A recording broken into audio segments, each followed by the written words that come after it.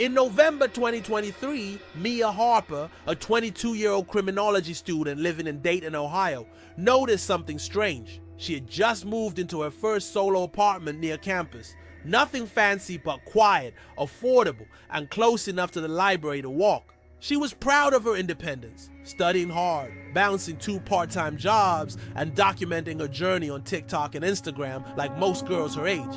Then one night, as she was scrolling through her phone in bed, she got a text. It was from her own number. Just one word.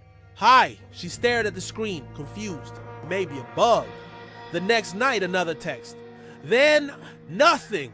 She shrugged it off, assuming it was some iMessage bug or maybe someone spoofing her number.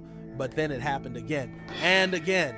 Each night around 2 or 3 a.m. she'd get a message from herself. Sometimes it was blank.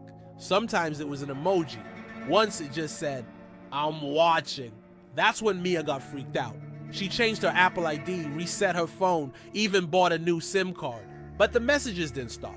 By the second week, things started happening in her apartment. One morning, she woke up and found the door to her closet wide open. She never left it open, and she had a habit of double-checking it because it creaked in the wind. Then a sticky note appeared on her mirror. "You looked stressed last night. You okay?" She ran to her front door. Still locked. Windows locked. No sign of a break-in. She even called maintenance to check her locks. They found nothing. She started staying at friends' places, but the messages kept coming even when she wasn't home. Always around the same time. One night while at her friend Rachel's, she got a message at 3:12 a.m. "Come home. I miss you." Attached was a photo of her asleep in Rachel's guest room. That's when she called the police. The cops opened an investigation, though at first they were skeptical. They suspected an ex or maybe someone from her online life. But Mia swore she had no stalkers, no obsessed followers, no exes with tech knowledge. She was careful. She didn't even tag locations. Then came the break. A tech-savvy officer traced the signal of the spoofed messages. It was coming from inside her building. They pulled footage from the security cams in the lobby.